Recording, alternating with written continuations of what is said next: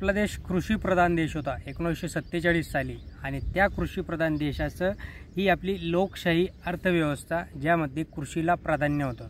अगदीच्या काळात जर बघायला गेलं तर जोपर्यंत शरद पवार हे कृषी मंत्री होते तोपर्यंत महाराष्ट्राची ओळख, भारताची ओळख ही कृषीप्रधान देश म्हणूनच केली जात होती। पण आजच्या घडीला असं झालं आहे, मागच्या 15 वर्षापासून जोपासून नरेंद्र मोदी भारताचे पंतप्रधान झाले, जेव्हापासून लोकांनी नरेंद्र मोदीच्या हातात भारताची सत्ता दिली तेव्हापासून हे गणित काही वेगळंच झालं। हे गणित झालं कृषीप्रधान अर्थव्यवस्थेपासून गेलं हे जे काही भांडवली म्हणजेच भांडवली अर्थव्यवस्था, जे उद्योगधंदेवाले त्यांच्यासाठी ही अर्थव्यवस्था झाली आणि भारताचं नाव सगळ्या देशांमध्ये चेंज झालं। जे की कृषीप्रधान अर्थव्यवस्था होती ती कृषीप्रधान अर्थव्यवस्था सोडून आता ही भांडवली अर्थव्यवस्था, जे काही उद्योगधंदेवाले त्यांची अर्थव्यवस्था झाली। आणि त्याच विषयावरून बोलत असताना म्हणजेच आता जे की शेतकरी अर्थव्यवस्था होती, शेतकऱ्यांना प्राधान्य होतं, तिथे शेतकऱ्यांना दुय्यम तिय्यम स्थान देण्यात येत आहे। आणि जे काही आंदोलन केलं जात आहे शेतकऱ्यांच्या कल्याणासाठी, शेतकऱ्यांच्या कर्जमाफीसाठी, मागच्या 2 वर्षापासून सतत रडगाणं करत असताना आपले विरोधी पक्षातले नेते असो, लोकप्रतिनिधी असो, बच्चू कडू यांचं आंदोलन झालं, 7 दिवसांचं आंदोलन झालं। पण 7 दिवसाच्या आंदोलनामध्ये काय निष्कर्ष निघाला तर निष्कर्ष हा निघाला की या शासनाला शेतकऱ्यांची काही पडलेली नाही आहे। शेतकरी यांच्यासाठी दुय्यम तिय्यम आहे आणि म्हणूनच ते या आंदोलनांकडे फक्त वेळ मारून नेत तिथलं आंदोलन स्टॉप करता, तिथं गोडी गुलाबीने त्यांना काहीतरी आश्वासनं देता आणि तसंच आश्वासन दिलं होतं 30 जूनपर्यंत सरसकट कर्जमाफी केली जाईल। आता ही सरसकट कर्जमाफी तर झाली नाही, पण समिती देखील स्थापन झाली नाही। या गोष्टीवर अतिशय दुर्दैव या सरकारचं आपल्याला वाटतं की यांची मानसिकता कशी आहे, यांचं शेतकऱ्यांच्या प्रती असलेलं प्रेम काय आहे, हे सगळ्या गोष्टी इथे आपल्याला समजण्यासारख्या असतात।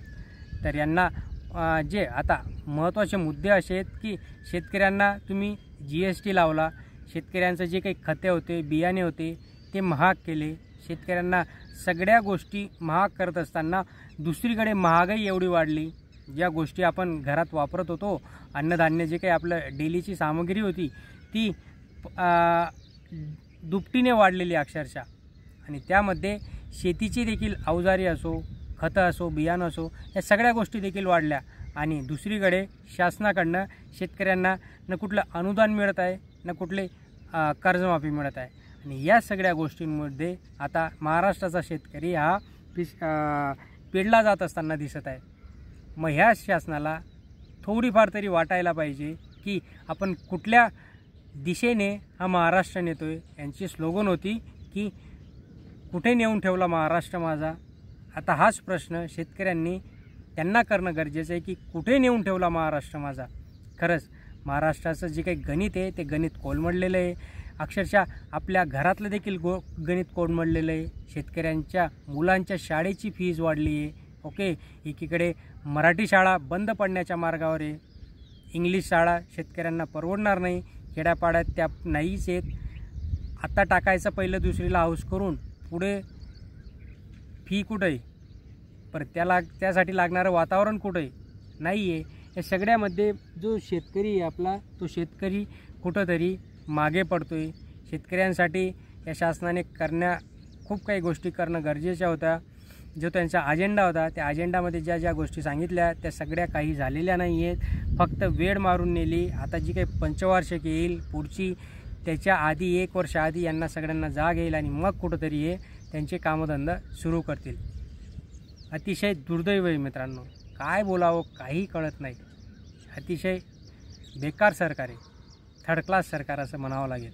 तुम्हाला काय वाटतं खाली कमेंट बॉक्समध्ये कळवा। धन्यवाद।